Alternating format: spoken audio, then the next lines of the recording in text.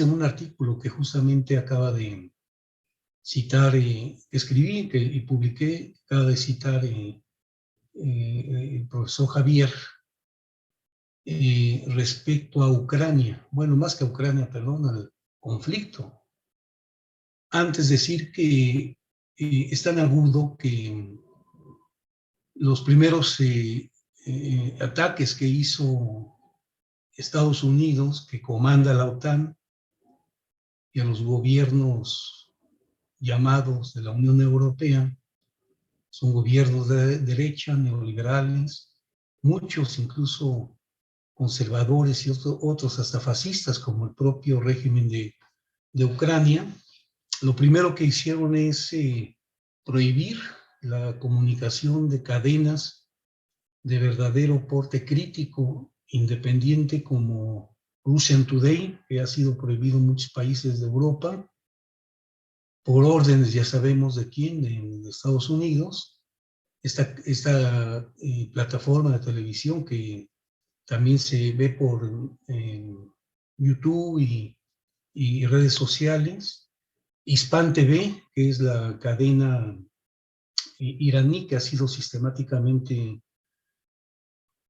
censurada, como ellos mismos han denunciado, en el contorno de no solamente de esta crisis, sino de otras que han ocurrido en el pasado y que siguen en curso, como Siria, Yemen, en América Latina, todo lo que ocurre contra países y gobiernos progresistas, como en el caso de, destacadamente, Venezuela.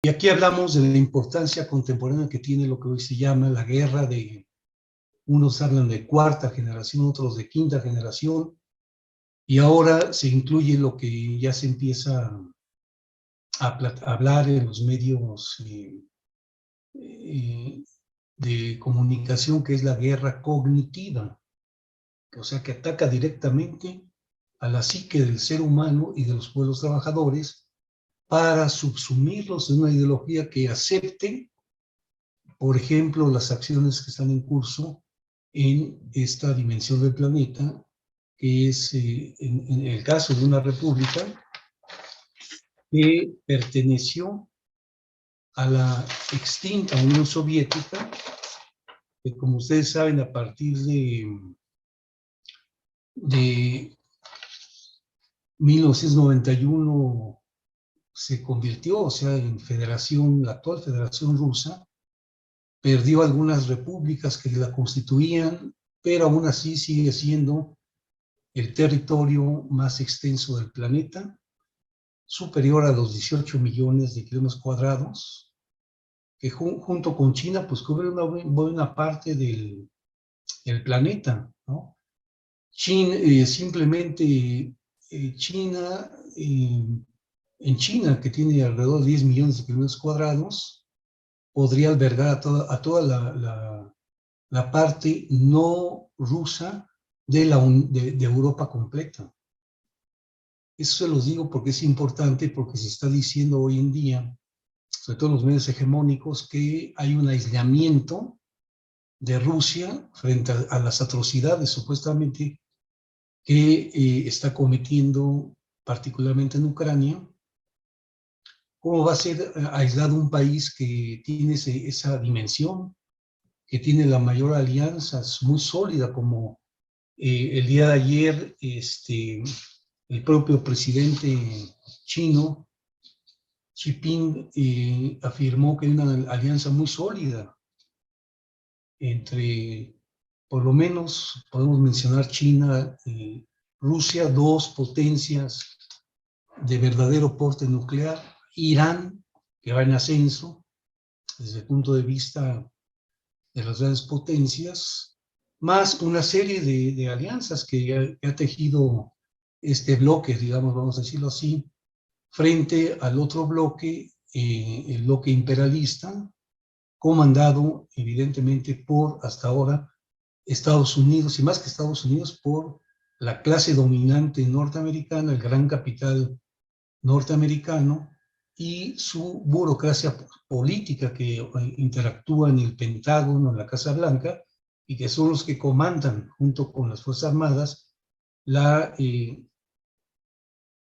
acción imperialista en esos momentos, bueno, en el pasado y en esos momentos, en esa región, Ucrania, y en otros países y continentes.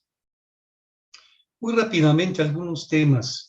Ucrania tiene una extensión territorial más o menos de 600, supera los 600,000 kilómetros cuadrados.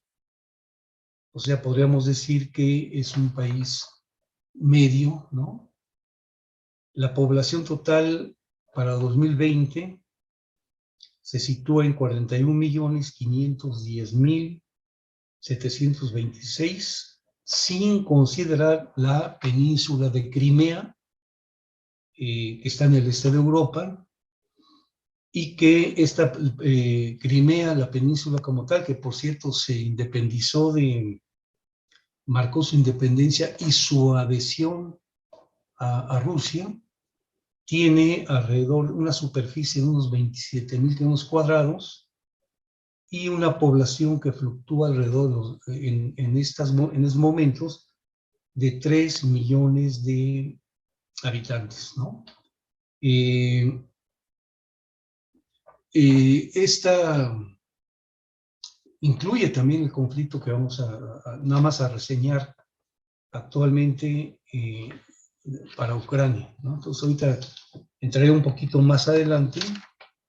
Quisiera yo antes señalar que junto a este ataque sistemático a los medios de comunicación críticos e independientes, un segundo, casi esbozamos tesis frente a postulados de la izquierda, de alguna izquierda global, y frente obviamente a los postulados de las derechas y ultraderechas mundiales.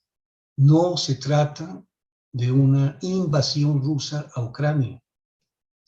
Se trata de una reacción del gobierno de Rusia, que por cierto no es un gobierno prosocialista, no es un gobierno, como dijo de manera muy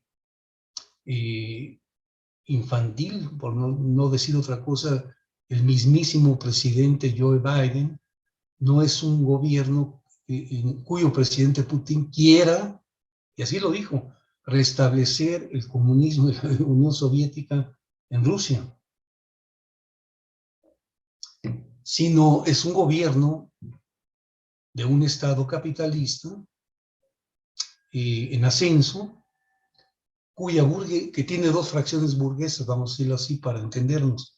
Una que sería una fracción minoritaria de la burguesía rusa, que se identifica con los intereses geoestratégicos de Estados Unidos, y una burguesía prorrusa que defiende la fortaleza del Estado soviético, sobre todo su parte, la parte del Estado militar, logística global, para poder mantener un ascenso como que está ocurriendo en los últimos tiempos, junto con China, y por lo tanto es en ese contexto que hay que entender que no se trata de una invasión, sino de una reacción ¿a qué?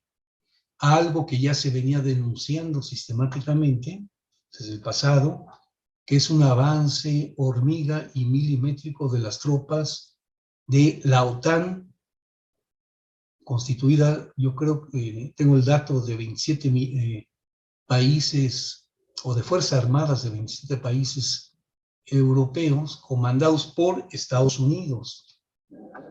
Es muy importante. La OTAN no sería nada sin el imperialismo norteamericano. Por más que hable el presidente alemán o el presidente francés o el primer ministro británico, Ellos hacen lo que marca Estados Unidos.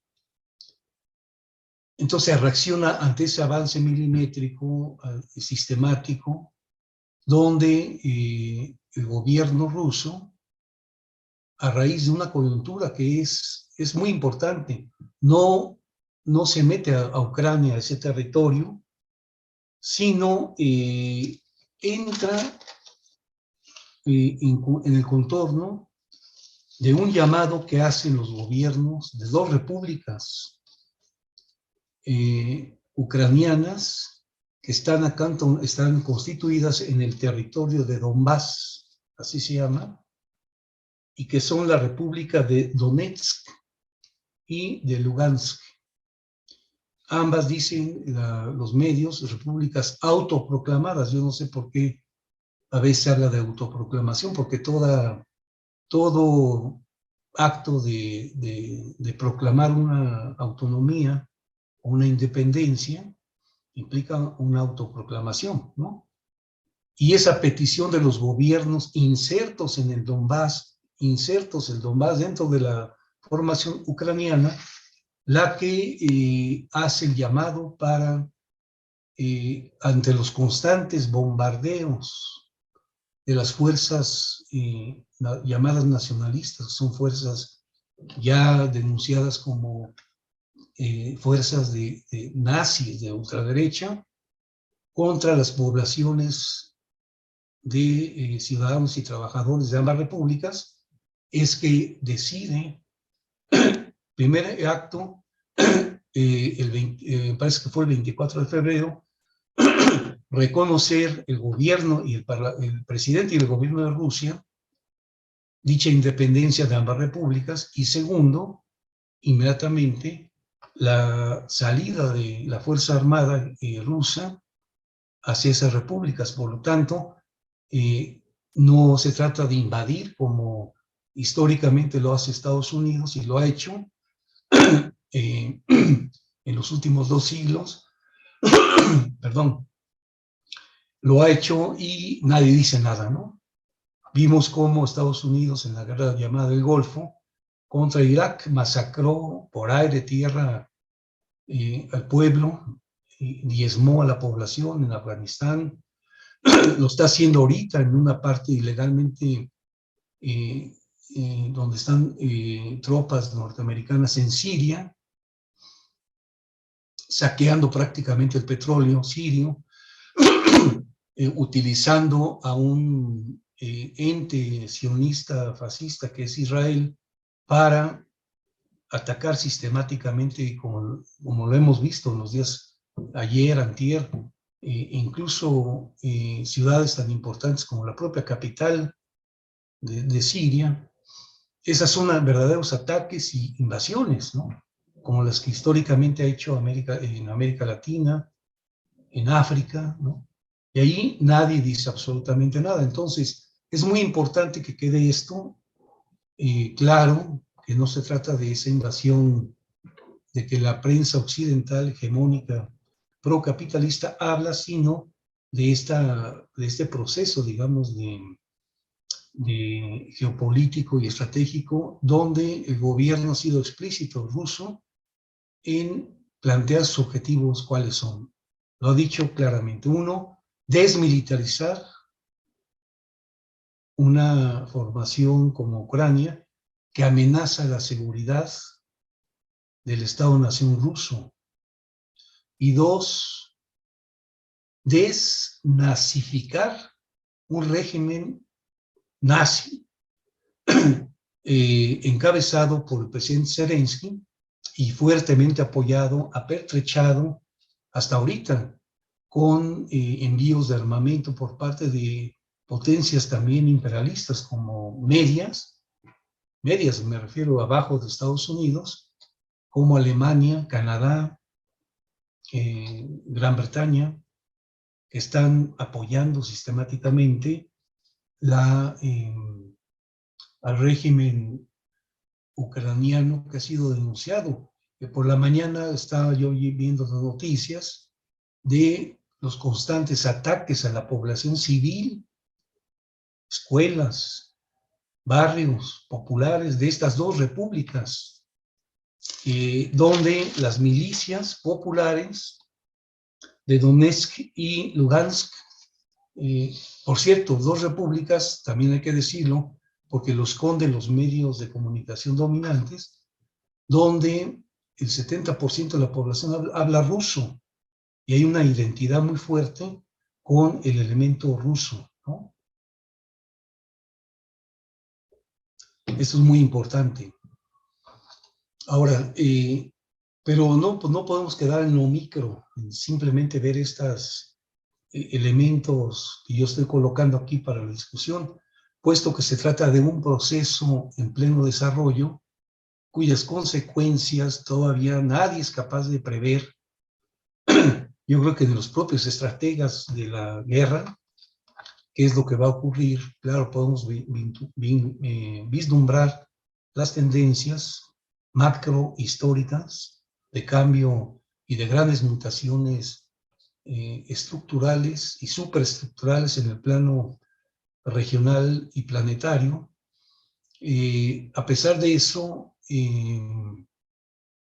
no puede quedar solamente en ese aspecto, sino que yo planteo, y lo digo en el articulito este que me hizo el favor de citar el profesor Lozano, en este artículo plantear que no se puede entender la crisis, en particular de Ucrania, y la acción militar en su fase ascendente, y hasta ahorita exitosa de la Fuerza Armada rusa, sin ubicar que en términos globales, si ustedes quieren, en términos de procesos de mundialización del capital, dicha crisis se ubica en la profunda crisis y decadencia del modo histórico capitalista de producción, de vida y de trabajo, que ha entrado, como digo yo, en una profunda decadencia. No es un problema, y lo coloco aquí como lo he colocado en otras oportunidades, no es una crisis solamente del neoliberalismo o de la mal llamada globalización, que a veces ambos conceptos son eufemismos que esconden, al decir de Marx, ¿no?, de Lenin, de Marini y de otros destacados pensadores, esconden las profundas crisis irreconciliables del sistema capitalista planetario. En el Capital, por ejemplo, Marx plantea en alguna parte que las contradicciones no se pueden suprimir, sino que se tienen que encauzar para su pleno desenvolvimiento. Y cuando se tratan de suprimir, que es lo que hacen las políticas capitalistas, llámense liberales o neoliberales, cuando pretenden suprimir las contradicciones no hacen más que exacerbar la profunda crisis de dicho sistema. Ahora, entonces esta es una tesis central y de la cual podemos ilustrar algunos elementos de la crisis estructural, donde hemos planteado en otros contextos que además de ser una crisis financiera, una crisis comercial, una crisis de déficits de las balanzas de pagos, empezando por la norteamericana, que es el país más endeudado del planeta, de una crisis meramente de finanzas, de lo que algunos autores denominan, a mi modo de ver muy limitadamente, de financiarización de la economía mundial, que además hay esa crisis, de ser una crisis, como lo voy a plantear un poquito más adelante, de las instituciones que se generaron después del periodo posterior a lo que eufemísticamente se llama Segunda Guerra Mundial, pero que en realidad fue lo que en aquel entonces los dirigentes soviéticos llamaron la Gran Guerra Patria, ¿no? Porque fue la Unión Soviética la que puso 20 millones de muertos en esa guerra, ¿no? Y donde salió triunfante Estados Unidos, y según autores del correspondiente, por ejemplo, a la vertiente del Gold System Analysis, Wallerstein, Giovanni Riggi, Samir Amin, etcétera, han catalogado como el paso de la hegemonía del imperialismo británico al imperialismo norteamericano, y que hoy, estos dos detalles que coloco yo, que recojo de los análisis del Gold System Analysis, o sea, del análisis tema mundo, hoy está en una profunda crisis de hegemonía el imperialismo como sistema y el imperialismo en particular que comanda Estados Unidos. Esto es muy importante porque hace a la esencia que la crisis sí tiene todas esas dimensiones.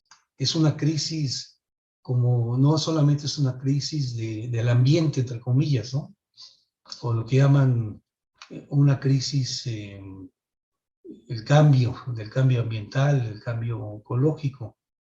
Es una profunda destrucción de la naturaleza, ¿no? Es una hecatombe, es un colapso, como dice John Sachs Fernández, correctamente, del medio ambiente. Es parte de la destrucción sistemática que el modo capitalista de producción está generando en todas partes del mundo, empezando por Estados Unidos, ¿sí?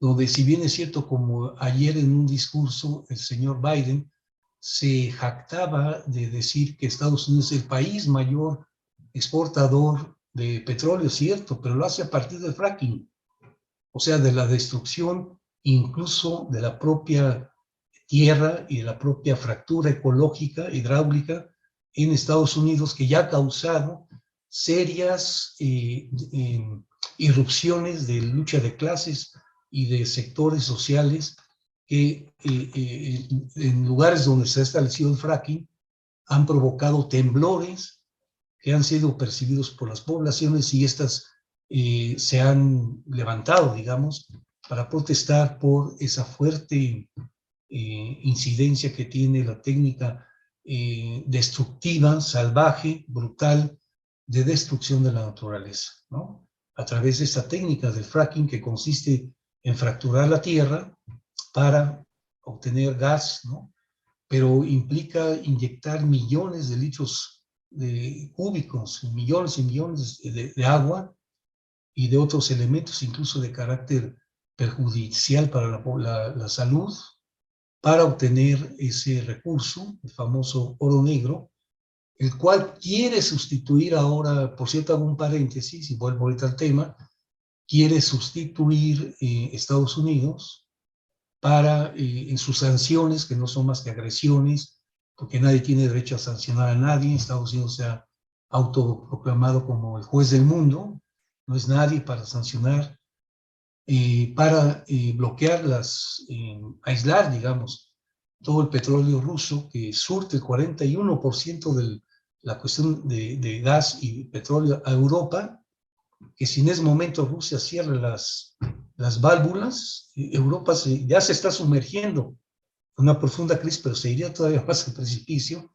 y Estados Unidos sea completamente incapaz de surtir y cubrir los déficits que implicaría el no suministro de petróleo y gas natural por parte de Rusia a Europa, ¿no?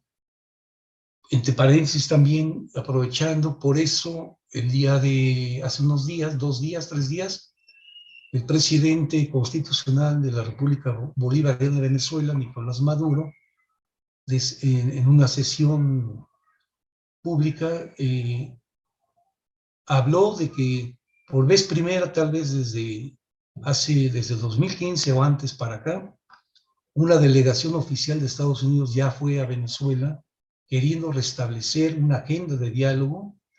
Según expertos, se dice que justamente Estados Unidos lo que estaría pensando es quitar o bajar las sanciones, entre comillas, aplicadas de manera brutal desde el gobierno de Obama al pueblo venezolano y a esa nación, para poder hacer su geopolítica de bloqueo sistemático a Rusia en Europa y otras partes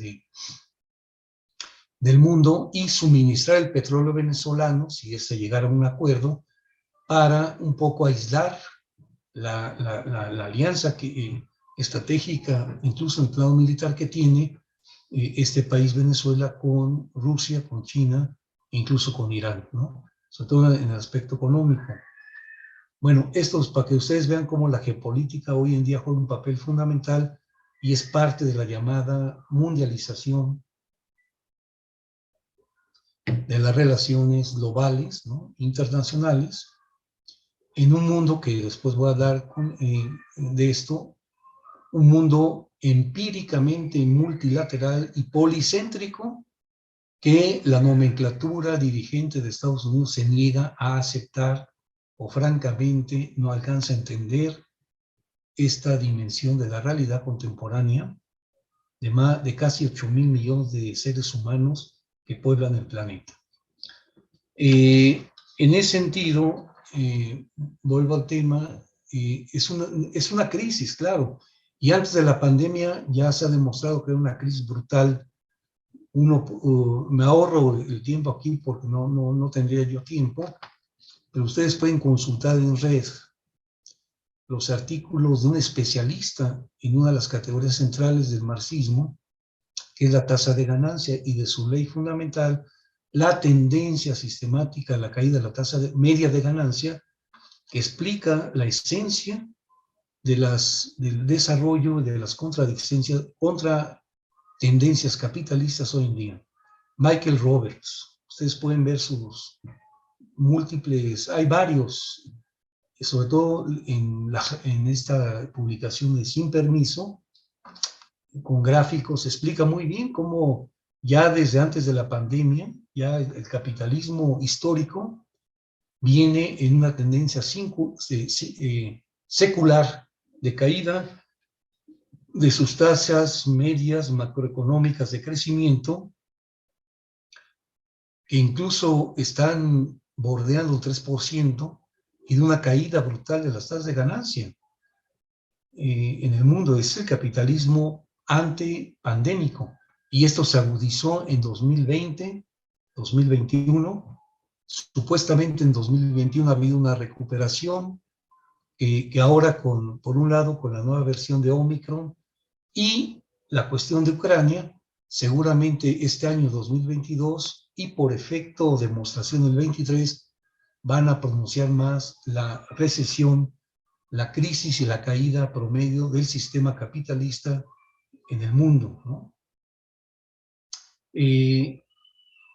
Entonces, es todo eso, pero ¿cuál es la esencia de esta crisis?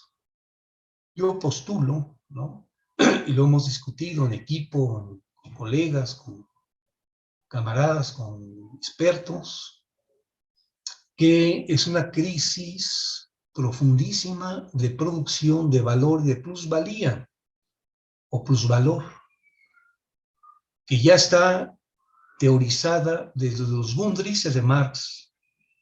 Allí está, en el tomo 2, Marx trabaja muy bien el tema de esto que algunos llamamos desmedida del valor, que no voy a detener a explicar porque no terminaría la charla, pero que implica en síntesis que cada vez más el tiempo inmediato de trabajo para la producción y reproducción de las mercancías globales y de la fuerza de trabajo, dice Marx, es una base miserable para determinar el valor de la riqueza global. Es decir, el capitalismo en su actual fase de desarrollo de fuerzas productivas materiales y sociales es capaz de producir miles, mucho más valores de uso y riqueza social, pero con cuotas decrecientes de valor y de plusvalía que terminan por amenazar tanto la masa de plusvalía, que es la masa de plusvalía, ¿no? La masa de plusvalía es la que se obtiene por trabajador, por el número de trabajadores por unidad de producción de plusvalía, ¿no? Si tú tienes 10 trabajadores y cada uno produce una unidad de plusvalía, medida en pesos, en dinero o en cantidad, si tú multiplicas por los 10, el resultado es la masa. Y la tasa es la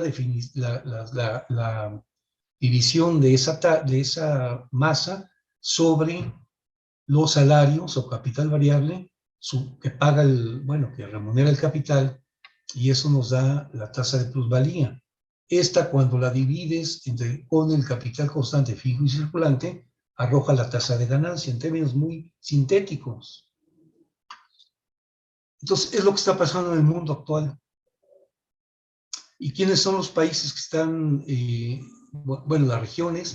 Es un promedio global, ¿no? Pero justamente eso explica la hegemonía o la supremacía, como ustedes quieran. Hegemonía remite más a Gramsci, supremacía es un concepto más geopolítico, pero los podemos intercalar, ¿no? La hegemonía, guión supremacía, del capital ficticio, dada la contracción histórica, según algunos economistas de renombre, como el profesor, por ejemplo, Reinaldo Carcañolo de la Universidad de Espíritu Santo de Brasil, Paulo Nakatani, que son dos destacados economistas y especialistas en el tema de capital ficticio, que por cierto genera ganancias ficticias, y son, junto con algunos autores de la Escuela de Regulación, como François Chesnais, por ejemplo, son los que han estudiado muy sistemáticamente cómo hay una especie de movimiento contradictorio y inversamente proporcional entre la caída de la tasa de ganancia, la contracción promedio de las tasas de crecimiento del sistema capitalista histórico y la afluencia del capital que no encuentra condiciones de inversión productiva a la esfera financiera, a la esfera de los bancos, a la esfera de la especulación, en estricto sensu lo que llama Marx en el tomo 3, el capital ficticio. Capital ficticio que en sí mismo no genera un átomo de valor o de plusvalía, pero sí centraliza el capital y luego, al invertirlo, genera valor a través de la explotación del trabajo y genera plusvalía, ¿no? Entonces, esto es lo que en el fondo explica, digamos, que vislumbra no solamente el problema ucraniano, aprovecho, sino incluso el actual escenario de cuasi guerra presente en el mundo, en Yemen, en Siria, en Ucrania, en las contradicciones que se generan, por ejemplo, en América Latina, donde a raíz de esta crisis, digamos, y del arribo de estas nuevas potencias, Estados Unidos como imperialismo, no solamente como Estado, está en este profundo proceso de inmersión de esta llamada crisis de hegemonía. Muy rápidamente, entro un poco a este tema que me parece muy importante. Cito un autor británico, Paul Kennedy. Escribió un libro que se llama Auge y Caída de las Grandes Potencias, que es un libro del año de 89, o sea, poquito antes de la caída de la desintegración, más bien de la Unión Soviética. 5 años después escribió otro libro. Bueno, este libro está publicado por Plaza y Janés, Barcelona, 1989, pero 5 años después, en 93, publicó otro libro que se llama Hacia el siglo XXI. Aquí en el 93 ya recoge los efectos de la desintegración de la ex-URSS. En este libro, En auge y caída de las grandes potencias, entre otros factores del estudio que él hace de las grandes potencias, España, Portugal, Inglaterra, Estados Unidos, etcétera, dice lo siguiente como tesis centrales, ¿no? Cuando se da la decadencia de una potencia, y aquí se refiere específicamente a Estados Unidos, nos dice lo siguiente. Primero, hay dos diferencias que él establece, hay otras, pero dos importantes en ese periodo entre Rusia, entre la Unión Soviética, la entonces otrora Unión Soviética, y Estados Unidos.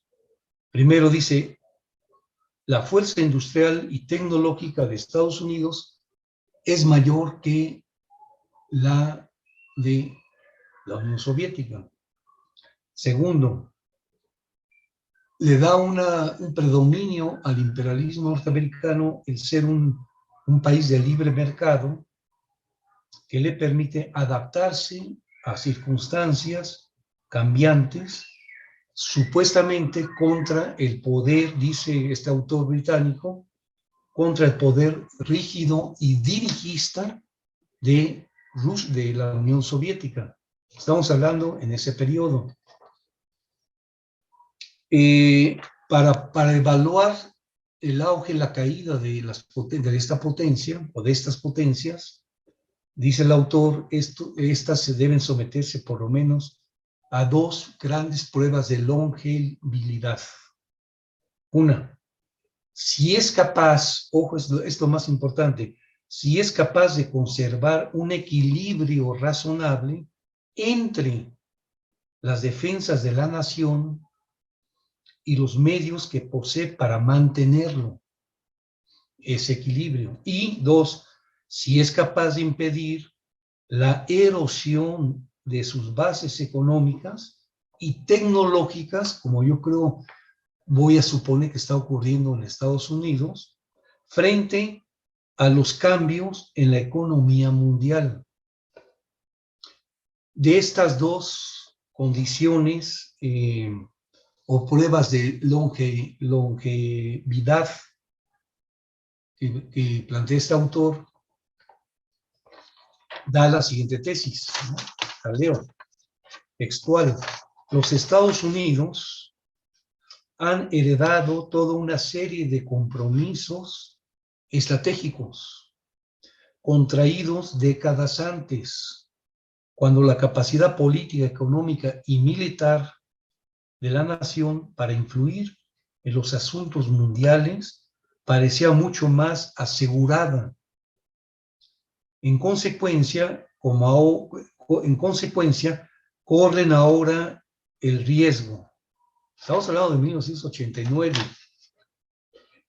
tan conocido por los historiadores del auge y la caída de las anteriores grandes potencias, corren el riesgo de lo que podríamos llamar toscamente excesiva extensión imperial. Es decir, los que toman las decisiones en Washington deben enfrentarse con el desagradable y perdurable hecho de que la suma total, es muy importante esto, la suma total de los intereses y obligaciones mundiales de los Estados Unidos es hoy mucho mayor que la capacidad del país para defenderlos todos simultáneamente. Esta tesis, excesiva extensión imperial, me parece que es central y se aplica hoy a Estados Unidos cuando en tanto imperialismo global,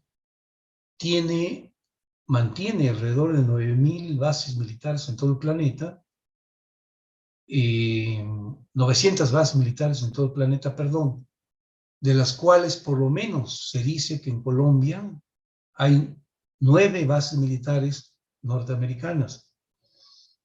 Esta tesis podemos elaborar una hipótesis respecto a la tesis de la excesiva extensión aplicada a la reciente salida desordenada e inexplicable de las tropas norteamericanas invasoras de Afganistán, que llevó después a la toma del poder por parte de los talibanes. ¿Por qué se hizo? Porque también ya el Estado norteamericano, imperialista global, cada día tiene dificultades para solventar sus voy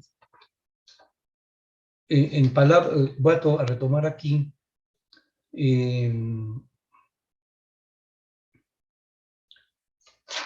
desagradable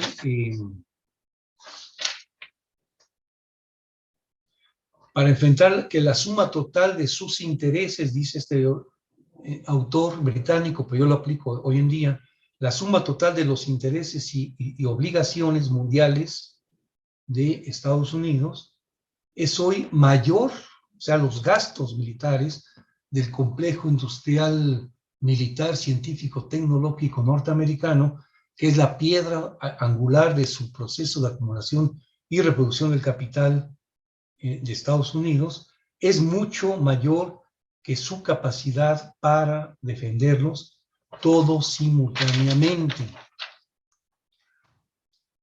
Es el problema, es uno de los problemas esenciales.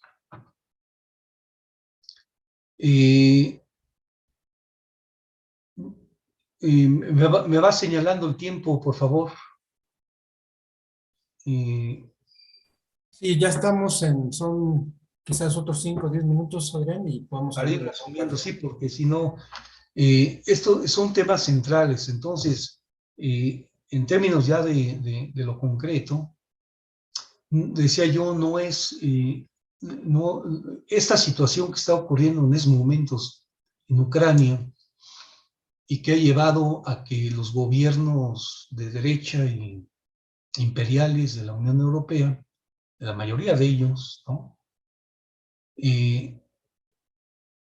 Asuman los intereses geoestratégicos y militares de Estados Unidos contra Rusia en Ucrania.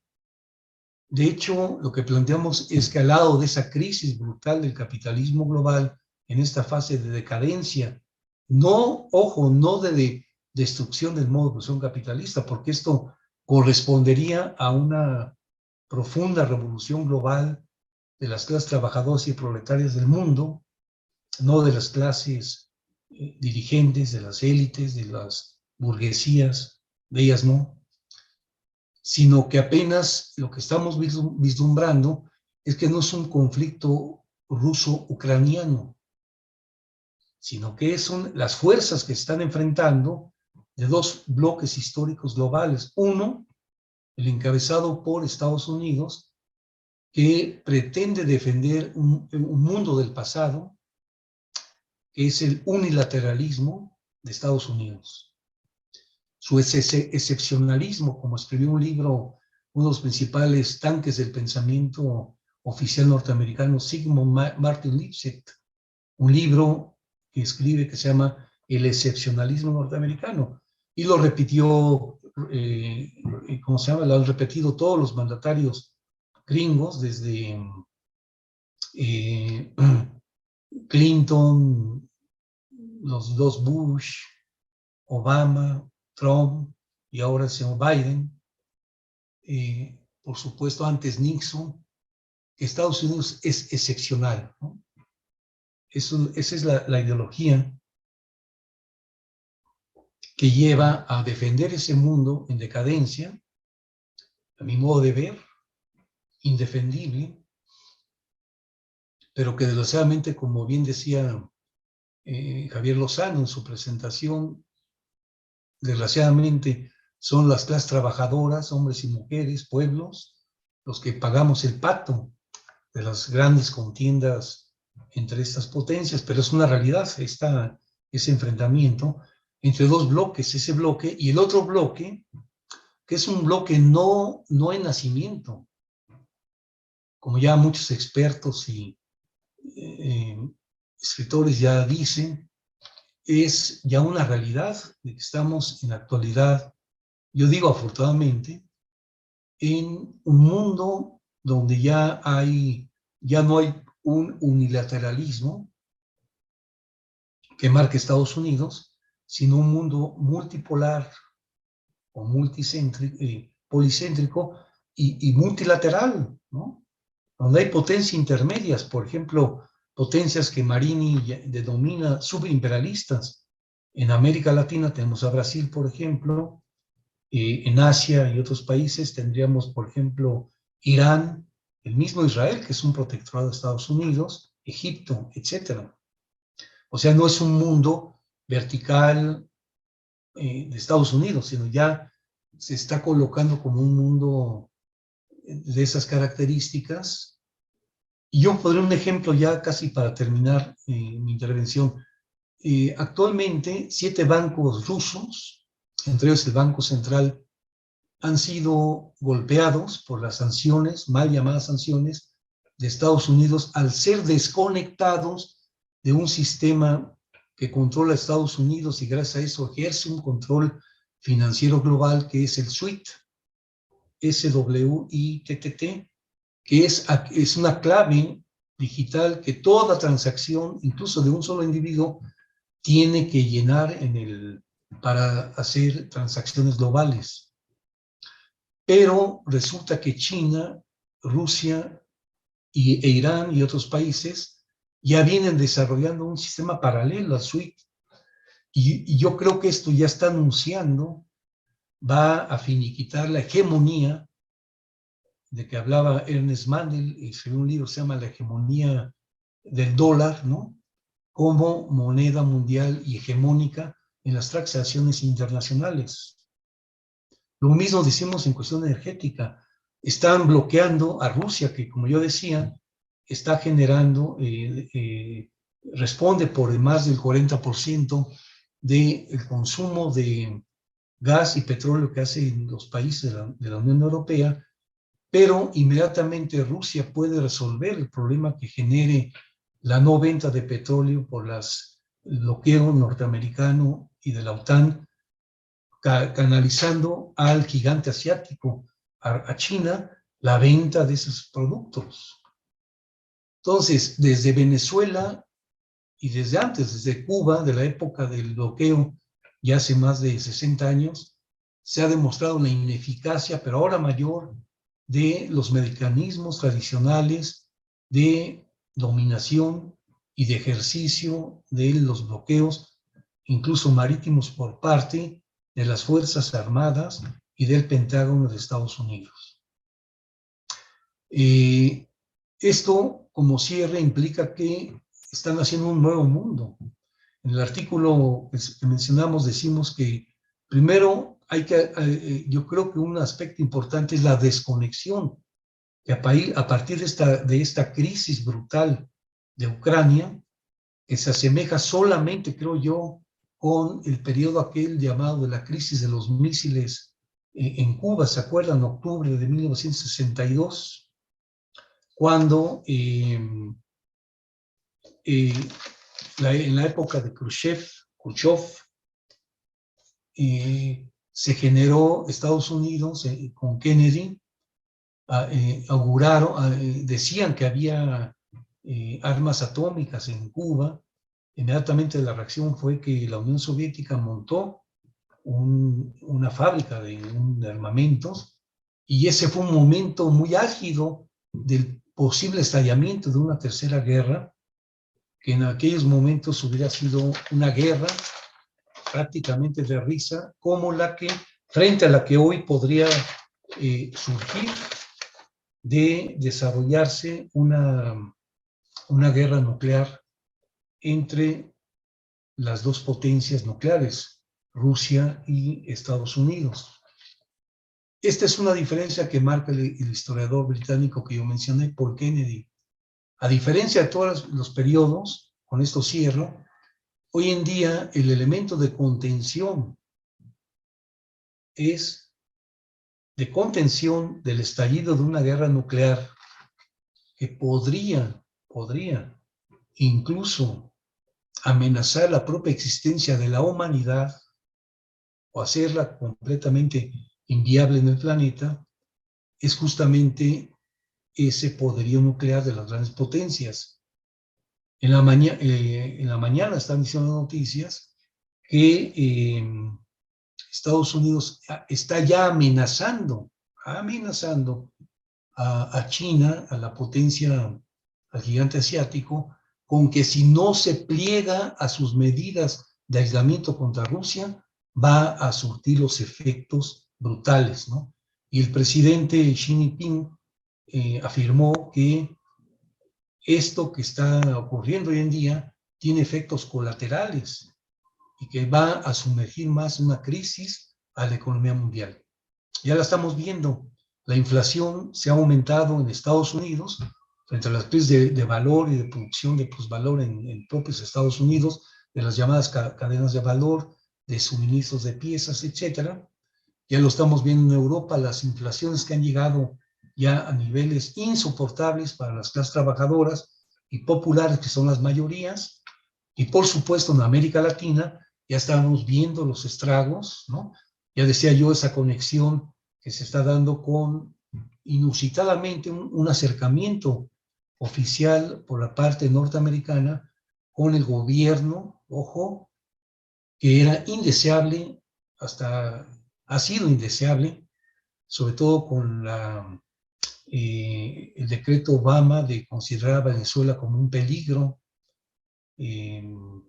estratégico para los intereses norteamericanos, porque la crisis que se está viviendo, no solamente, y lo está reconociendo ya incluso presidentes neoliberales de derecha como Macron o el nuevo presidente alemán, que va a tener efectos multidimensionales, la crisis.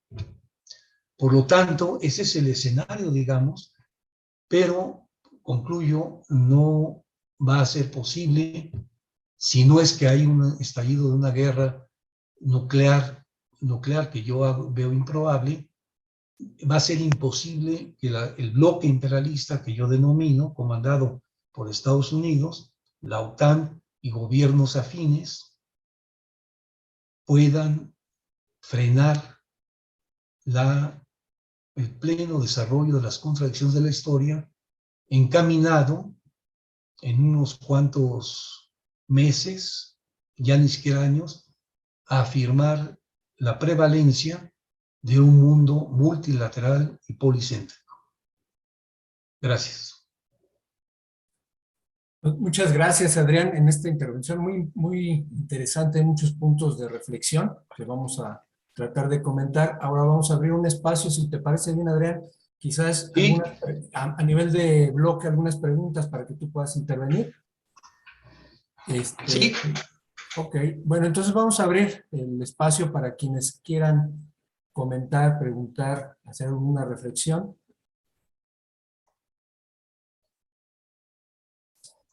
Bueno, en lo que se animan, por ahí está Julio. Se van anotando y ahorita ven en bloquecito.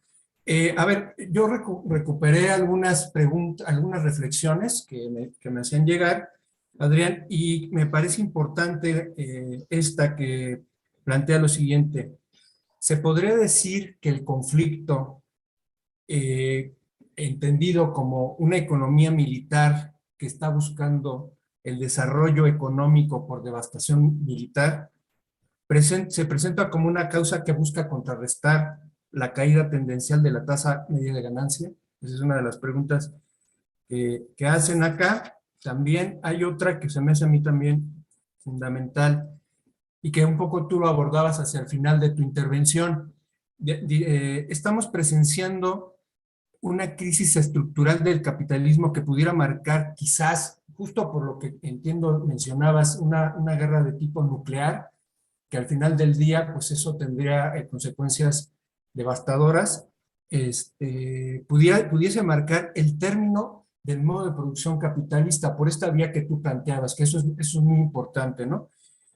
Bueno, le voy a dar la palabra también a Julio, a Rafa y a Ana Laura para que puedan hacerte preguntas y que en bloque puedas contestar. Julio, por favor. Bueno, mi pregunta va relacionada con con la crisis económica que pues se viene, porque de que va a haber una crisis, va a haber una crisis, pero ¿cómo afectaría la inflación? Es que Estados Unidos, hasta donde yo sé, siempre nos pasa su inflación. Y entonces, si ahorita va a tener una crisis, inflación y todo eso, ¿cómo perjudicaría a México como país, como su economía?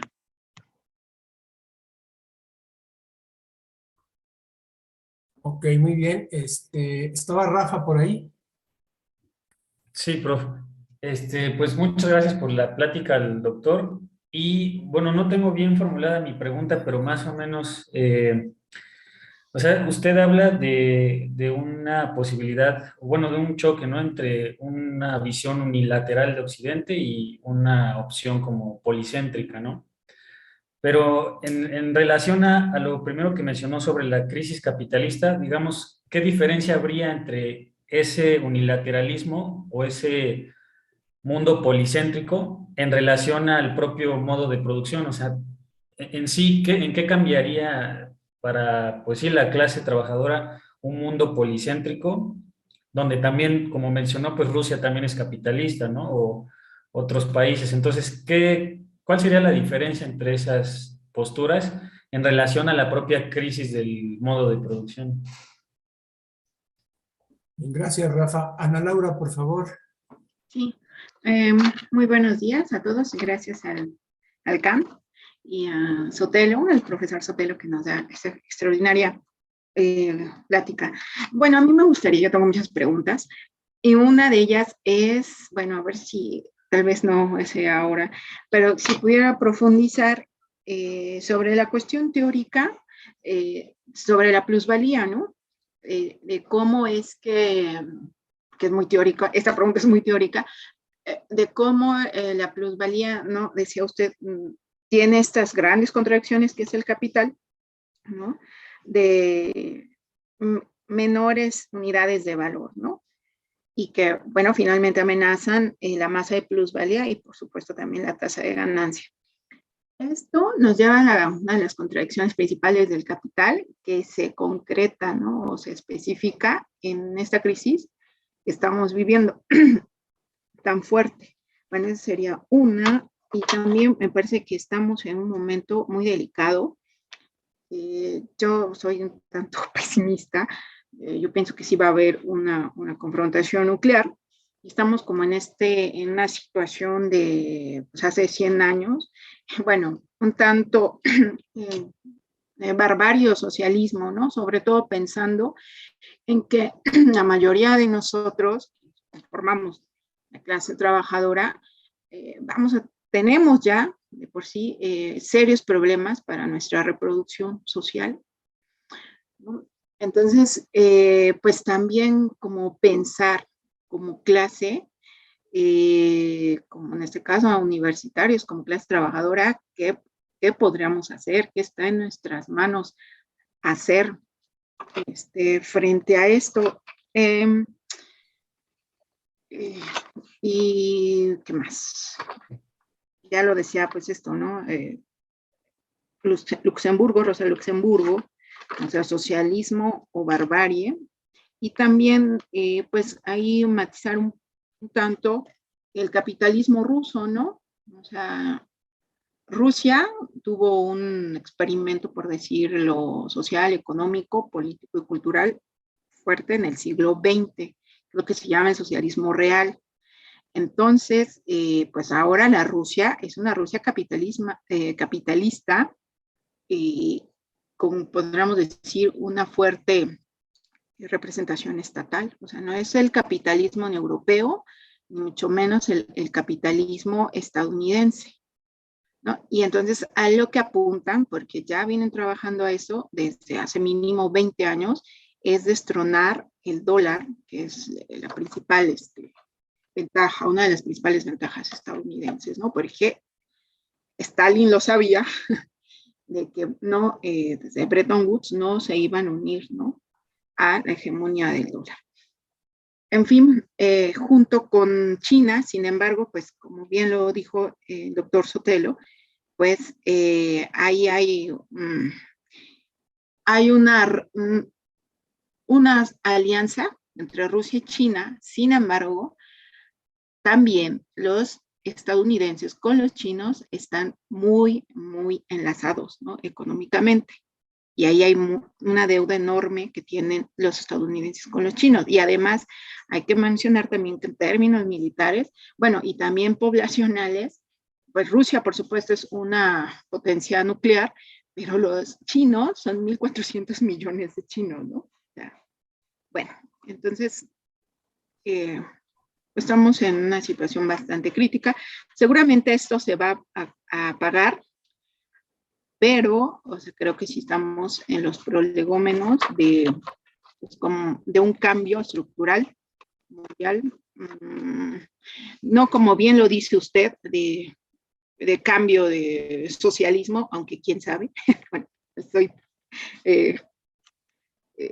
positiva, lo que más quisiera, ¿no? De otro tipo de cambio de las clases trabajadoras, pues tendríamos, ¿no? El papel fundamental. Bueno, sería eso. Gracias. Gracias, Ana Laura. Si te parece, Adrián, hacemos aquí un primer bloque de preguntas. Esperamos tu intervención y tengo en la lista 3 compañeros para un segundo bloque.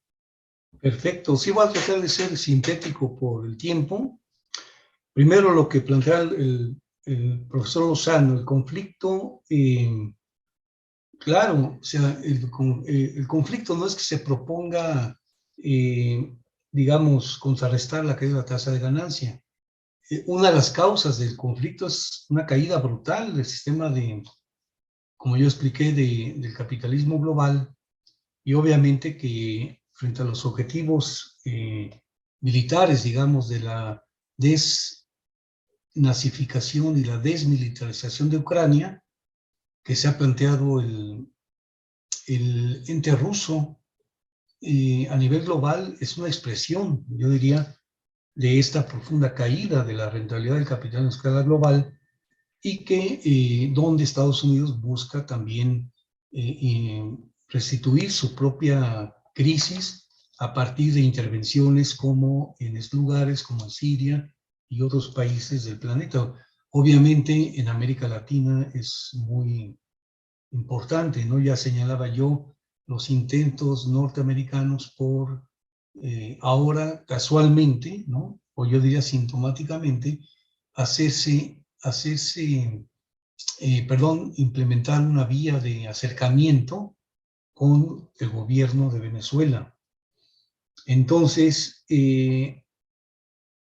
es una crisis estructural, claro, yo creo que ya lo señalé, o sea, es una crisis estructural que viene por lo menos desde 2008-2009, que se exacerbó por el estallido de la pandemia. No la provocó la pandemia, esta exacerbó la crisis estructural del capitalismo, y ahora sí se sigue profundizando con la recesión, la inflación de precios por el estallido del conflicto en Ucrania, ¿no? Implica el término del modo de producción capitalista, es muy difícil.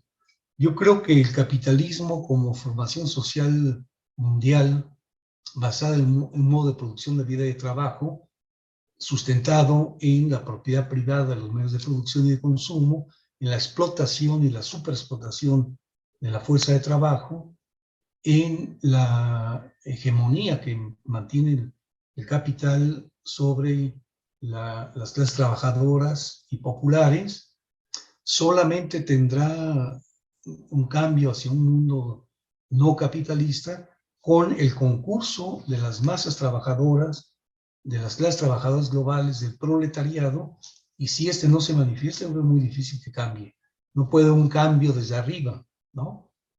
Y yo creo que no estaría ocurriendo esto en términos de la actual confrontación entre unilateralismo, ¿no? O bipolarismo, vamos a decirlo así, y un mundo policéntrico y multilateral. No creo que eso conduzca mecánicamente a un mundo socialista, que sería, hay que decirlo, deseable, pero esto no se va a lograr si no hay una intervención propia de las clases trabajadoras, de populares, de las mayorías, ¿no?, de la humanidad.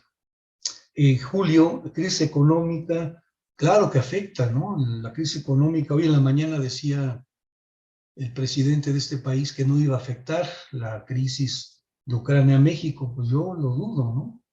Somos un país dependiente estructuralmente. México, sobre todo con el Tratado de Libre Comercio, el primero del 94 y el actual que nos impusieron, digamos, y que es muy favorable a los intereses norteamericanos. Obviamente que la crisis de suministros en Estados Unidos, sobre todo en una frontera muy permeable a la crisis en México, obviamente que hay un factor de inducción de la inflación norteamericana a través de las importaciones y exportaciones, que en un país como México dependemos alrededor del 80%. Somos uno de los países más dependientes del mundo, y sobre todo de América Latina, de Estados Unidos, en materia de comercio exterior. Entonces es muy difícil afirmar que no va a afectar. Yo creo que va a afectar y ya está afectando. Ojo, está afectando los precios de la canasta básica indispensable y de los insumos que consume la gran mayoría de la población mexicana, ¿no? Todo está aumentando.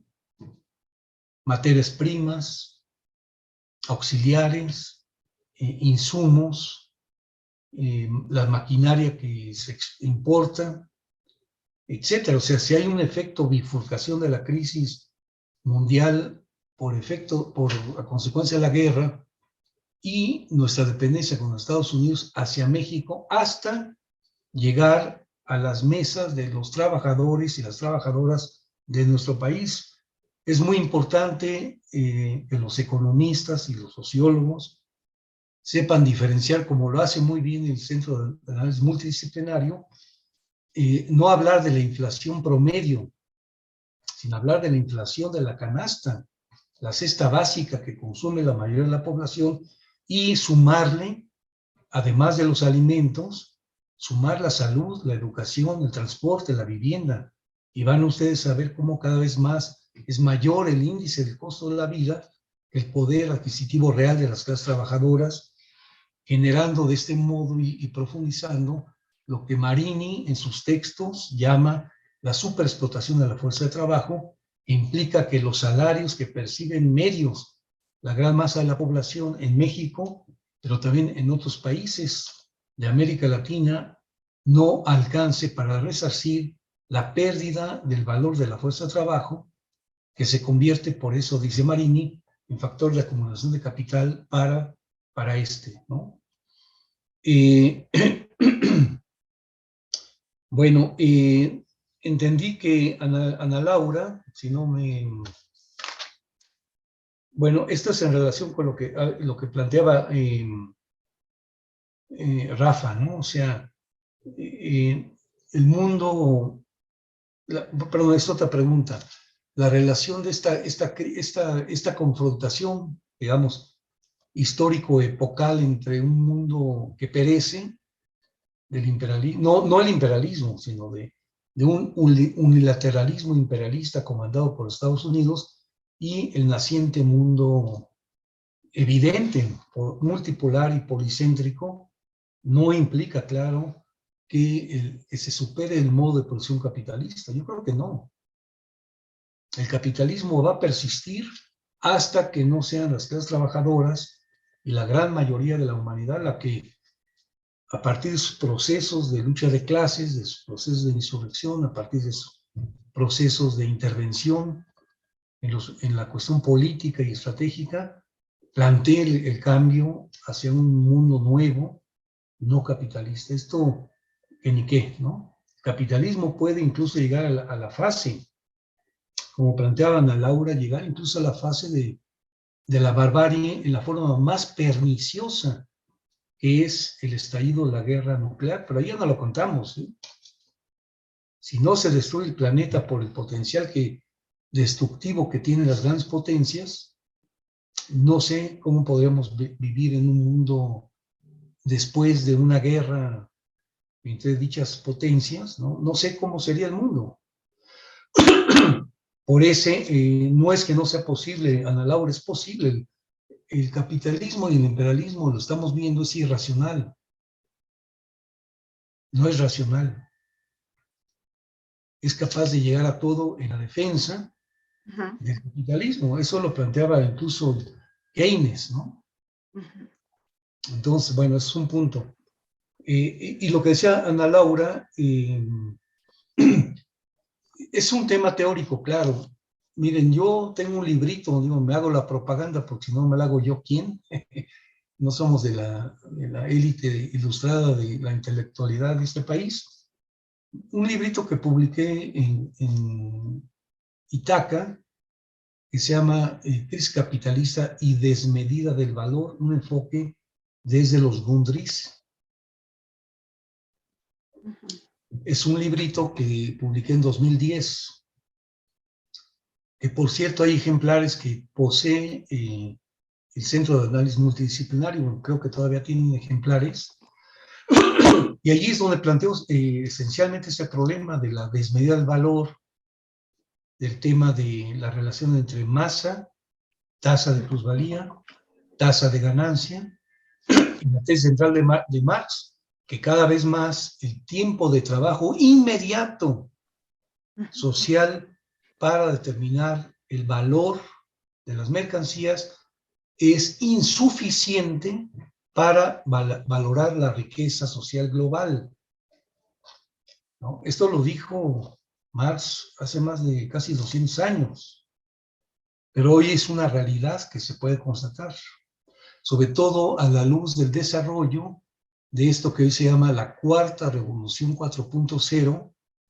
basada en la inteligencia artificial y sus efectos en el mundo del trabajo, en los desplazamientos sistemáticos de fuerza de trabajo, de los procesos de producción de trabajo que está habiendo por efectos de esta llamada cuarta revolución industrial basada en la inteligencia artificial. Yo creo que colateralmente esta crisis capitalista está dando paso al desarrollo, al despliegue de esta cuarta revolución industrial por efectos de la crisis de la anterior revolución llamada industrial que arrancó en los años 70, basada en la Internet, ¿no? Basada en la autonomatización, como la define, por ejemplo, Benjamin Coriat, ¿no? Basada sobre todo en el aspecto del toyotismo de origen japonés que se universalizó en las relaciones laborales de organización y de explotación del trabajo, y que ahora está dando paso exponencial, como dice Marx en la contribución a la crítica de la economía política. Ningún cambio se impone si no están incubadas en el seno de la vieja sociedad que perece las nuevas fuerzas sociales revolucionarias progresistas. Y por eso la inteligencia artificial, aunque es un elemento junto con el Big Data, con los algoritmos y todo esto de las plataformas, que ya venía desde el periodo anterior, pero ahora está encontrando con esta pandemia y esta crisis estructural del capitalismo global para su pleno desarrollo, ¿no? Lo que llamamos la fábrica digital, con todos los efectos que podríamos después discutir y que incluso si pudiéramos después programar una conferencia con el CAM sobre este tema sería excelente, ¿no? Inteligencia artificial, cuarta revolución y efectos en el mundo del trabajo. De esto tenemos alguna publicación. Bueno, este tema lo trabajo allí en ese librito, ¿no? Crisis capitalista y desmedida del valor, un enfoque desde los Gundries, pero también lo han trabajado sociólogos de la talla de Ricardo Antunes en Brasil, por ejemplo, o de Giovanni Alves, también de Brasil, en Sao Paulo, sendos libros con investigación empírica para ver los efectos que ya está teniendo y va a tener exponencialmente el despliegue de esta forma nueva de la llamada revolución científico-tecnológica en el mundo del trabajo y en las relaciones sociales de producción. Decía, por último, recogiendo justamente la dicotomía, la tesis de Rosa Luxemburgo, socialismo o barbarie, un marxista húngaro, de los máximos, yo creo, marxistas del siglo XX, ya fallecido, y de parte de este XXI, el profesor húngaro István Mészáros retoma esta frase o esta consigna, socialismo o barbarie, y dice Mészáros en su libro de más de 1700 páginas, Adiós al capital, dice, si bien nos va.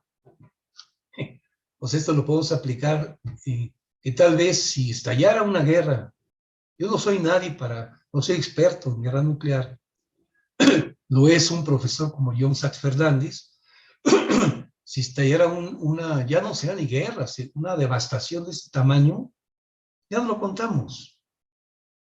Tal vez ya sería imposible saber si se impuso el socialismo frente a la barbarie, ¿no? Entonces, yo creo que en síntesis son las preguntas las inquietudes. Lo esencial es que si hay cambios, por último, porque por ejemplo, yo no digo que lo que está haciendo Rusia o China sea el camino, ¿no? Es la realidad. Y el desarrollo de la ruta de la Franja y la Seda, eso no lo va a frenar Estados Unidos. Y China, hasta ahorita, ojo, sin ser defensor del gobierno chino, ni mucho menos, ¿no? Pero hasta ahorita no ha impuesto esa vía que se está desarrollando en amplia escala en África, en Asia, en América Latina, incluso en Argentina. Ahora que el presidente argentino fue a China, firmó acuerdos para incorporarse a la Franja y la Seda. Es un proyecto que quiere frenar y destruir Estados Unidos. No se ha impuesto por la vía de la invasión, ¿eh? Esto es muy importante. No digo que sea la solución, pero el mundo unilateral comandado por Estados Unidos se acabó o se está desmoronando. Ahora también tienen parte, y aquí no voy a tocar el tema, la irrupción de las masas trabajadoras norteamericanas. El 80% de la clase trabajadora en Estados Unidos, el 80% de lo que se llama ya el typical worker, está sometido a regímenes de precarización y de superexplotación del trabajo en los propios Estados Unidos. De esto podríamos tener algunos datos. Pero juega mucho la ideología que introyecta la guerra cognitiva, la guerra de los medios, en el pueblo trabajador, que con un nacionalismo de derecha, que fue muy bien cobijado por Donald Trump y ahora por el señor Biden, ¿no? Para que las clases trabajadoras asuman la ideología intervencionista y crean que es un conflicto nacionalista entre el welfare state en decadencia norteamericano y el ascenso de una potencia supuestamente autoritaria que se llama Rusia, ¿no? Gracias. Muy bien, Adrián. Si quieres, abrimos esta última ronda de preguntas ya para ir concluyendo la charla desde el día de hoy. Bueno, está en la lista Jorge Carlos, por favor. Después estaría Vilches Díaz y Alan Cortés, si se mantiene todavía en esta lista. Jorge, por favor. Buenos días a todos. Bueno, en general yo tengo unas 4 preguntas y 2 comentarios, pero bueno, los haré breves. La primera pregunta sería que ante este bloqueo a Rusia por parte de Occidente, ¿qué tan diferente sería el panorama de la Rusia actual a la Rusia soviética del siglo pasado? Bueno, esto en el sentido económico. Y la segunda pregunta sería, ¿qué opina usted de que Ucrania esté contratando a personas extranjeras con experiencia militar para combatir en sus fuerzas contra el país ruso?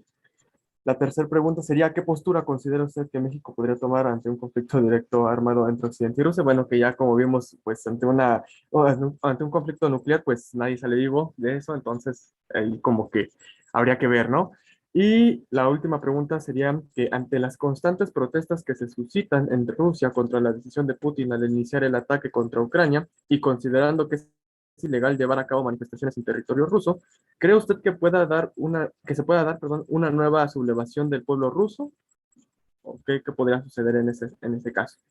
Bueno, y para concluir, tengo dos comentarios. El primero es un comentario que va, pues, en contra de lo que es el racismo que se está dando actualmente con este conflicto, ¿no? Por ejemplo, que todas las potencias económicas de Occidente saltaron, ¿no? Y dijeron, ay, pobre Ucrania, cómo está siendo invadida por Rusia, y etcétera. Pero hay muchos medios donde, y sí lo comentaron abiertamente, que era diferente el contexto de Ucrania al de Medio Oriente y al de África, por el simple hecho, que me pareció a mí muy tonto y me hizo hervir la sangre, por el simple hecho de que ahora estábamos hablando de gente europea, de gente con rasgos, no sé, digámoslo, blancos, rubios, con ojo azul, y que no estábamos hablando de un país incivilizado. O sea, para que tengamos en cuenta en qué contexto tienen a la mayor parte del mundo, ¿no? Que somos incivilizados. Cualquier persona que esté fuera de Norteamérica o de Europa nos consideran incivilizados, al menos esas personas que dieron comentarios de manera abierta y fueron en noticieros reconocidos en Europa, ¿no? Y bueno, por esa parte, ¿no? Asimismo, como ya lo pudimos ver que en la embajada ucraniana aquí en México, le comentaban a un periodista, ¿no? Que si le pagaban en rublos o en tamales, pues bueno, podemos ver qué tipo también de mentalidad tiene en el gobierno ucraniano, ¿no? Ya para decir un comentario de esas calamidades y siendo, bueno, teniendo la responsabilidad que tiene la embajada de Ucrania aquí en México y en cualquier país, ¿no? Porque es la representación legal del gobierno ucraniano, pues bueno, deja mucho que desear. Y el segundo comentario, que es un comentario un poquito más postcapitalista, en el sentido de que, como decía Marx, ¿no? O sea, para que se dé un nuevo estadio, ¿no? Sea socialismo o cualquier otro que se llegue a suscitar, pues es necesario el capitalismo, ¿no? Precisamente es un paso de transición para que podamos de alguna manera llegar a ese nuevo estadio que, pues, de alguna manera nos demos cuenta, ¿no? Como sociedad que precisamente las relaciones estas entre una clase dominante y una clase dominada, pues ha venido desde el esclavismo prácticamente, ¿no? Y que ha tomado diferentes posturas, pero al final de cuentas, ahora se está haciendo este nuevo sistema en pro a la preservación del capital en vez de a la de la humanidad, ¿no? Bueno, por eso se llama capitalismo, digámoslo en términos simples. Y, bueno, decía Albert Einstein, ya para terminar, que la Cuarta Guerra Mundial, ¿no? Se haría con palos y piedras porque no se va a saber ni cómo va a ser la tercera, pero pues la Cuarta Guerra Mundial se supone que se daría con piedras y palos, ¿no? Entonces, ahí podemos ver cómo quedaríamos devastados como humanidad. Y eso si hay una Cuarta Guerra Mundial, ¿no? En el caso de que sobrevivamos. Y eso sería todo. Gracias, Jorge. Por favor, Neftalí, si quieres comentar algo. Sí, bueno, yo quería comentar cómo, pues, no surgió como de la nada este conflicto de Rusia y Ucrania, pero también con la intervención de Estados Unidos, sino que, tanto en la historia, pues ya había estado en una fuerte tensión Estados Unidos con Rusia durante la Guerra Fría y con esta competencia muy, un tanto, no sé si decir, tóxico por ver qué potencia se coloca en un primer lugar en comparación con el resto del mundo. Y es que este sistema capitalista con el cual se quiere monopolizar y cómo Estados Unidos, pues, quiere impedir que el caso de China sea una gran economía ya que si China logra colocarse como una gran potencia económica, entonces reduciría las ganancias que tendría Estados Unidos. Bueno, y mis preguntas serían que el que están interviniendo varios países en esto, ¿no se estaría extendiendo el conflicto más de lo que se debería? Y también, pues, como si los medios de comunicación están incitando una invasión o bueno, más bien un castigo a Rusia. ¿Está bien que se le esté sancionando tanto a Rusia por esto?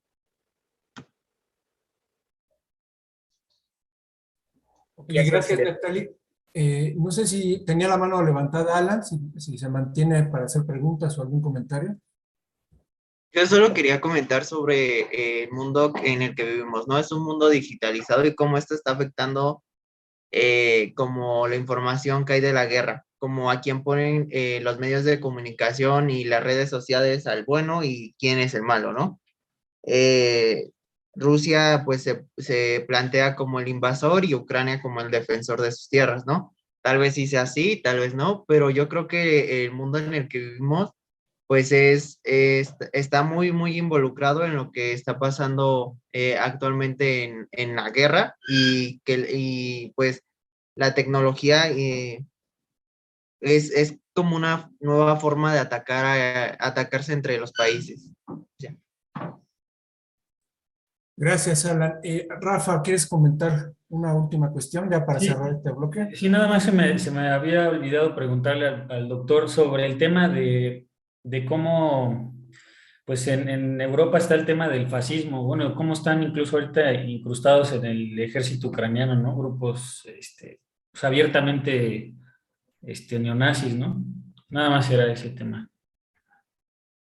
Bien, Adrián, nada más una última cuestión que me interesaría a mí en particular que pudieras comentar. Quizás es un tema muy profundo esto, lo hemos discutido en algunas sesiones que tuve la oportunidad de estar contigo.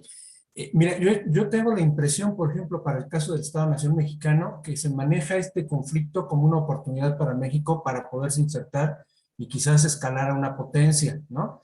Y se me hace algo, una apuesta un tanto delicada, ¿no? Teóricamente México ni siquiera reúne los rasgos para poderse pensar como un estado de tipo subimperialista, distinto al caso de Brasil, por ejemplo. Pareciera que, ¿qué tendría que hacer México para poder acceder a esto? Y es toda una discusión.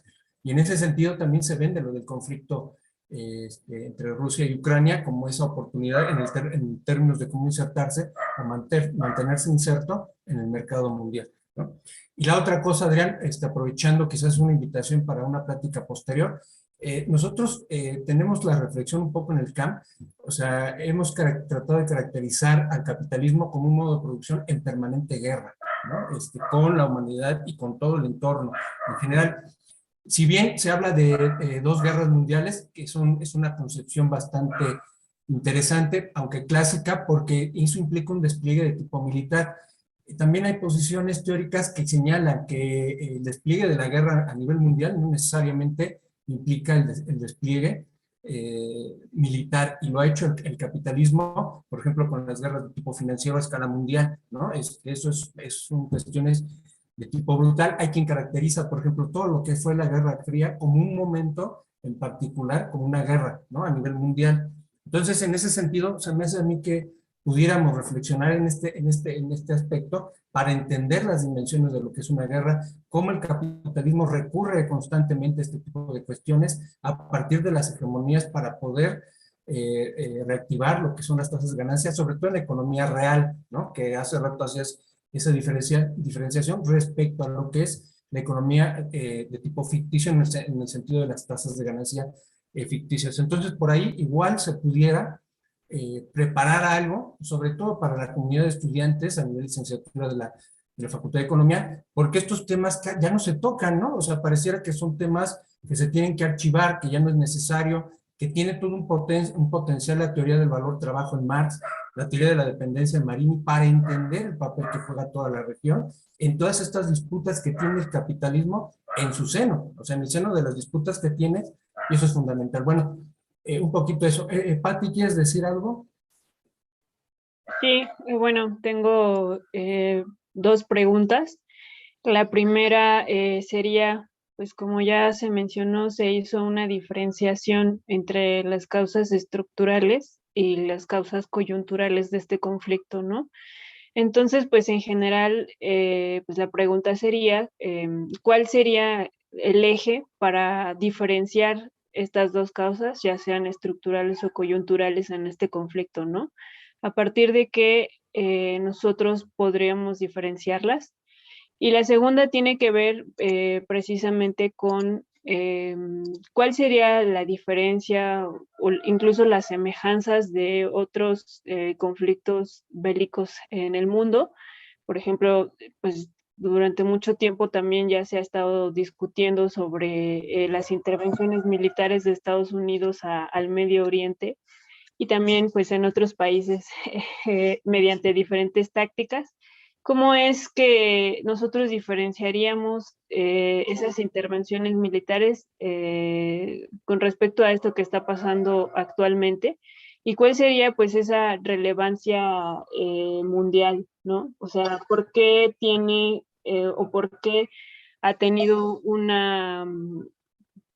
pues una gran difusión más allá de que pues es un país europeo y pues es como parece un conflicto entre países imperialistas, ¿no? Que están siempre pues en constante, parece que les gusta estar en constante autodestrucción, pero bueno, responde a diferentes causas y ya, serían esas dos preguntas.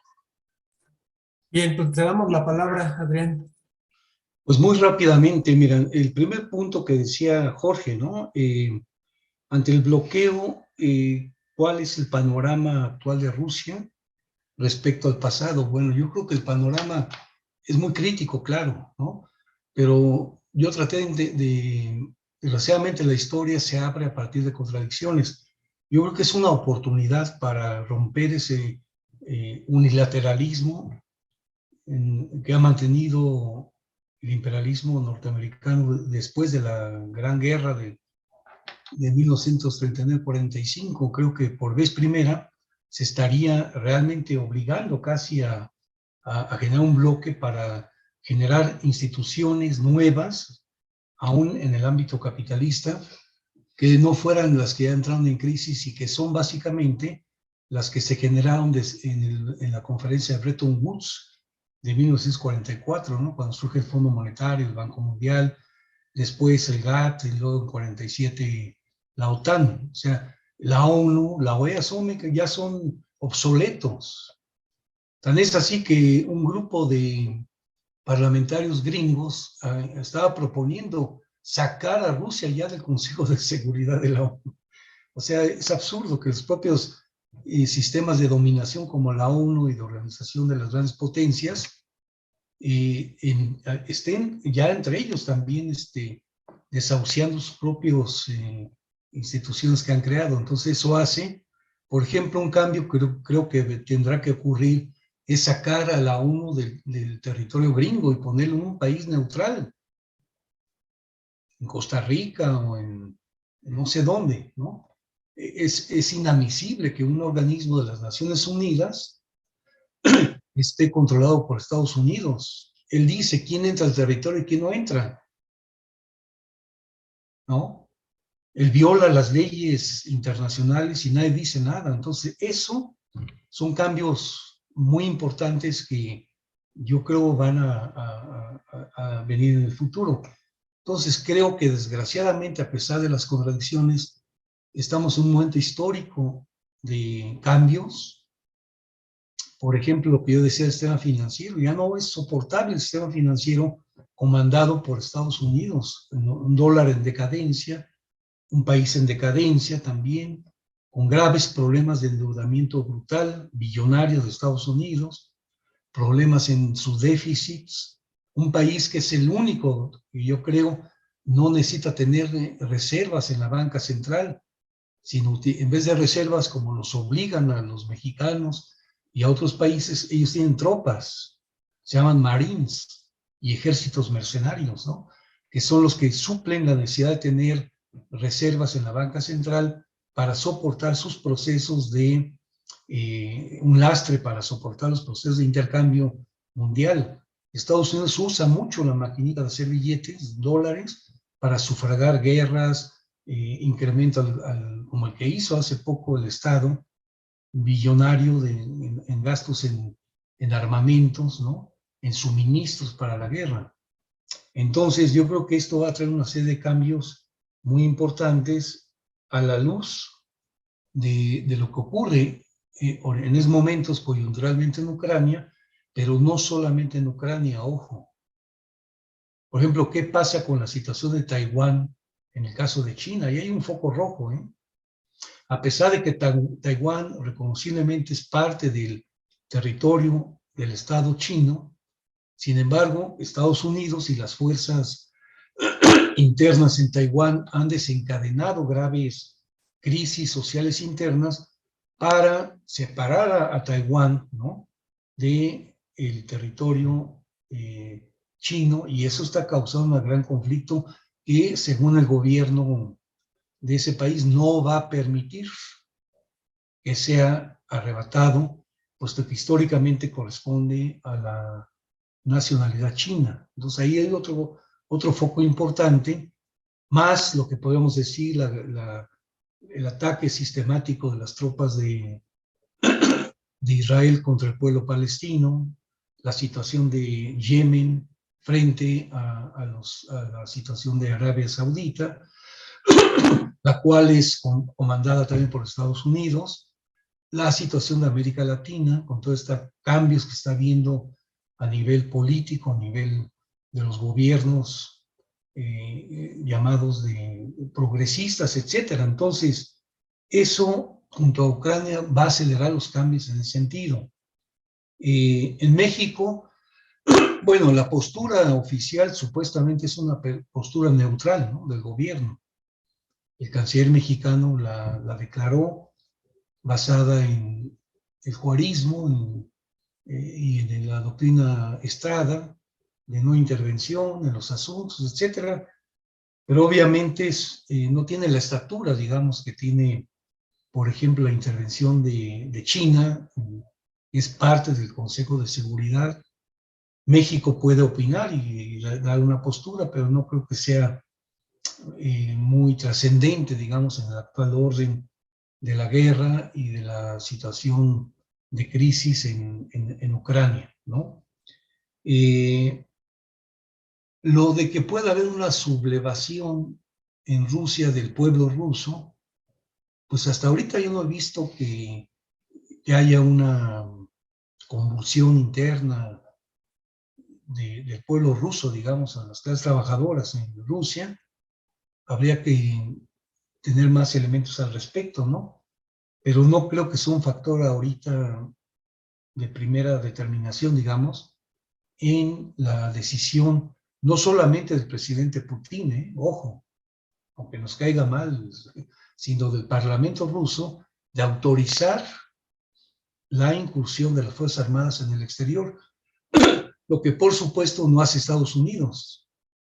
Estados Unidos, para hacer una guerra y una invasión, tiene que pedir permiso a su Congreso y no lo hace. Es el presidente imperial que dice ataquen y atacan, ¿no? Como la guerra de Irak, la invasión a Afganistán, etcétera. Entonces ahí hay diferencias, ¿no? Neftalí me plantea la cuestión de que si la intervención de varios países puede extender el conflicto, es que el conflicto está extendido. No es la intervención de países, están interviniendo ya. ¿Quién constituye a la OTAN? Las fuerzas militares de países europeos y otros que se han adherido a esa formación militar, como Colombia, por ejemplo. Ya están constituidos. Entonces, cuando atacan por esa razón, Rusia se ha negado sistemáticamente a que se incluya, como quiere Estados Unidos y las fuerzas de la OTAN, a Ucrania en la OTAN. ¿Por qué?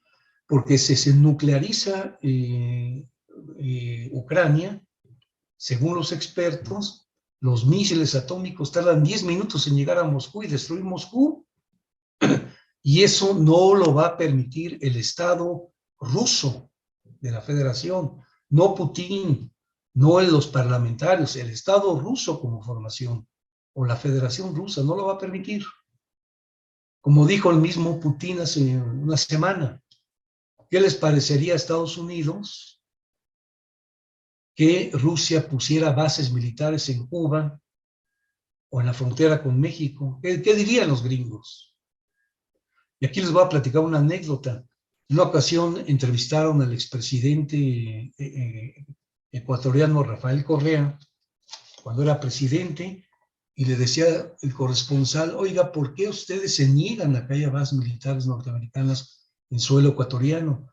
Y el presidente Correa les contestó, ¿y qué les parecería si Ecuador establece una base militar en la Florida o en Estados Unidos? Lo mismo. ¿Por qué Estados Unidos, bajo la doctrina Monroe de 1823, América, porque ellos se dicen que son americanos, y nosotros mexicanos, o los chilenos, o los guatemaltecos, no son americanos? Ah, pero ellos dicen América, ¿no? Esa es la doctrina Monroe, supremacista, xenófoba, imperialista, contra la cual luchó José Martí, con nuestra América, ¿no? Entonces, eso lo están reencarnando los gringos. Ellos no pueden pensar que esté Rusia y China en suelo latinoamericano, por ejemplo. Solamente ellos. Solamente sus barcos atómicos que dice que para combatir el narcotráfico, el otro día surcó en el Mar Caribe, frente a las costas venezolanas, un submarino atómico nuclear. Y dijo un representante de la Fuerza Armada Bolivariana, de cuando acá se combate el narcotráfico con submarinos nucleares, ¿no? Siendo que hay 9 bases militares norteamericanas en Colombia, el país mayor productor de cocaína en el planeta, que envía hacia Estados Unidos. Y de eso no hay nada en la prensa, etcétera, ¿no? Entonces ya está extendido el conflicto, no es algo, y hay una privatización también de los ejércitos, me adelanto a decir eso. Ya vimos lo que pasó en Haití, cuando mercenarios colombianos, de ex miembros de la Fuerza Armada colombiana, mataron al presidente en turno, ¿no? Dice Alan, un mundo digitalizado, ¿cómo se ve en relación con este conflicto? Bueno, lo estamos mirando. La digitalización, decía yo, es un proceso que se utiliza en las plataformas, en las redes sociales, pero cuando se hace a favor de uno de los contendientes, en este caso, creando la idea de la invasión rusa, y ya dije yo, pienso humildemente que no es invasión, sino es una reacción a una actuación por parte de Estados Unidos y la OTAN, y se ha usado mediáticamente, y ahora se agrega en la guerra híbrida o de quinta generación la guerra cognitiva o cognoscitiva. Javier, es una oportunidad para México. Miren, es un tema complejo. En la CEPAL y los teóricos de la CEPAL, como Furtado, Aníbal Pinto, el profesor Raúl Prebisch, Teotonio dos Santos, desde la perspectiva de la dependencia, los estudios más concienzudos del estructuralismo latinoamericano, los estudios de Juan N. Noyola en México, autores como Frank Silver, por ejemplo, han señalado, y los historiadores también, que las grandes convulsiones entre imperialismos, la Primera y la Segunda Guerras, los países dependientes, subdesarrollados y atrasados, tienen una oportunidad, se abre una ventana para industrializarse. Eso lo podemos ver muy bien después de la Segunda Guerra, ¿no? México, por ejemplo, pasó de ser una economía primario exportadora antes del cardenismo, y después del conflicto bélico, ya con, ¿cómo se llama? Ávila Camacho en adelante, comenzó un proceso de industrialización en México. El coeficiente de industrialización, perdón, el coeficiente de acumulación de capital en México pasó de un patrón de acumulación primario exportador de antes del cardenismo a uno de acumulación y valorización después del cardenismo, que mantuvo las actividades mineras agrarias, pero cada vez más cimentó, sobre todo a partir del cardenismo y de su plan sexenal, su desarrollo capitalista, económico, en función del proceso de industrialización, hasta que se agotó el proceso ya a finales de la década de los 70 y con el advenimiento del llamado neoliberalismo, con el presidente neoliberal priista Miguel de la Madrid Hurtado en adelante, ¿no? Y yo digo, actualmente seguimos inmersos en un patrón de acumulación y reproducción de capital de corte neoliberal, aunque el actual gobierno le quiere insertar elementos neodesarrollistas o, si ustedes quieren, neoestructuralistas. Entonces, mientras seamos una economía dependiente al ciclo económico estructuralmente de Estados Unidos, yo creo que es muy difícil ver una oportunidad. Tal vez el petróleo, que estaba a la baja desde la época de Peña Nieto y del este proceso de la alianza que se hizo para imponer las reformas, o mal llamadas reformas estructurales, que ahora se empieza a reanivar a nivel mundial, pudiera tener una incidencia, pero no tanto en México, en muchos países como Venezuela, petroleros, por el alza de los precios del petróleo, y por eso tendríamos que verlo ya más puntualmente, ¿no? Yo estoy de acuerdo con lo que planteó rápidamente Javier Lozano. Sí, el capitalismo es una economía de guerra y de armamentos permanente, lo es. Eva dice que causas estructurales y coyunturales, claro que son diferentes, ¿no? Las coyunturales son las que están ocurriendo en el tiempo y el espacio contemporáneo a uno. Las estructurales es las que traen ya, como la crisis del capitalismo, que trae un ciclo histórico que se exacerba desde 2008-2009, que tiene cierta recuperación, pero que tiene una curva, una tendencia histórica a la decadencia, ¿no? Entonces yo creo que es importante señalarlo. Si es los ejes para diferenciarlos son esos, ¿no? Ver los comportamientos estructurales de la tasa de ganancia, de la tasa de acumulación, los comportamientos de la tasa agregada media de crecimiento económico de promedio. David Harvey establece que es el 3% para que el capitalismo pueda tener mínimamente condiciones de reproductividad, pero el capitalismo promedio sin China, sin Rusia, sin Irán, sin Sudáfrica, tiene tendencia a caer por debajo del 3%. Coyunturalmente puede aumentar, pero la tendencia es a la caída hasta ahora, ¿no? Entonces ahí hay tendencias muy fuertes que yo creo se van a exacerbar por el actual conflicto geopolítico y militar en Ucrania. Otras diferencias de conflictos en el mundo. Bueno, yo lo señalé muy claramente. Yo creo, sinceramente, que estamos todos son muy graves, todos. Pero es la primera vez, incluso ni siquiera cuando fue la intervención rusa en Afganistán, sino que hoy en día yo comparo el momento contemporáneo, como dice José Carlos Mariátegui, la escena contemporánea actual, con el proceso que afortunadamente no ocurrió, pero que pudiera haber ocurrido, que yo decía de la crisis de los misiles en octubre de 1962 en Cuba, que ya los botones rojos de Estados Unidos y la URSS estaban listos para lanzar ya la cohetería, ¿no? Pero decía, eso ocurrió en 62, y recuerden ustedes, después vino el proceso de Vietnam, etcétera, y podemos hacer un recuento, pero lo que está ocurriendo hoy en día es una cuestión de carácter exponencial. Ahora, yo creo no hay capacidad de ningún experto, ni siquiera los expertos científicos de los contingentes, de los tanques de pensamiento de Rusia, de China, de Estados Unidos, de Alemania, ni siquiera ellos pueden prever si va a haber una contingencia nuclear, un estallido.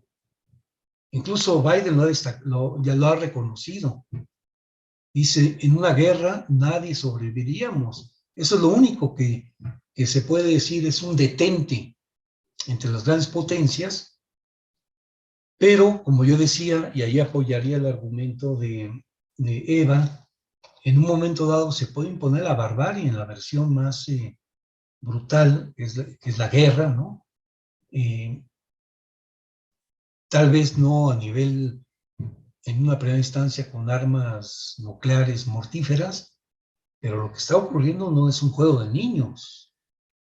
En este momento, la estrategia del régimen fascista y nazista de Zelensky en Ucrania y de Estados Unidos es armar ejércitos de mercenarios, privatizar la guerra. Por eso ha negado Estados Unidos a autorizar el envío de tropas a Ucrania, porque eso implicaría el choque directo, ya de potencia a potencia. No lo va a permitir, dicho por el propio gobierno ruso, no va a permitir una incursión de ese tamaño. No va a permitir, pues, por seguridad nacional territorial de la Federación Rusa, que se instale y siga un gobierno de esas características que amenace la existencia propia del Estado de la Federación Rusa. No lo va a permitir. Ahora, según expertos, esto habría que cotejarlo, ya Rusia tiene superioridad militar sobre Estados Unidos. Ya los grandes monopolios capitalistas como Apple, Google, las compañías de informática han estado vetando ya su participación en Rusia. Lo mismo contra China. Pero eso que aparece como que es una agresión, sanciones, no va a ser más que unificar el campo, el otro bloque multipolarista y policéntrico, para que se desarrollen desconexiones muy fuertes, sobre todo el dólar, que es el ancla del sistema financiero internacional en crisis y decadencia, frente al arribo de las nuevas monedas, de todas las monedas digitales. Eso se está dando de una manera exponencial. Entonces, en ese sentido, ha habido otros conflictos, pero yo creo que el tamaño de este, que no sé cómo se va a resolver, yo creo que va a ser, si no es, yo lo decía, por la guerra, es porque las contradicciones lleven sobre todo al bloque imperialista de Estados Unidos y la OTAN a tener que reconocer la existencia de ese mundo que se va a firmar en el futuro, para bien o para mal, policéntrico y multilateral, ¿no? Es lo que yo diría. Gracias. Pues muchas gracias, Adrián, te agradecemos todo tu tiempo, las reflexiones muy interesantes, queda abierto pues el diálogo, justo no es un conflicto que ya esté por concluir, me parece que todavía va a estar un buen rato el tema, y en ese sentido pues los invitamos a que continuemos reflexionando y contribuyendo en el diálogo para poder saber hacia dónde vamos, ¿no? Adrián, muchas gracias, compañeras, compañeros, estamos dando por... Muchas gracias, buenos días, tardes, y nos vemos en otra ocasión. Ok, Adrián, que estés Chao, muy chao. bien. Hasta luego. Recording stopped. Compañeras, compañeros, muchas gracias. Hasta Muchas luego. gracias.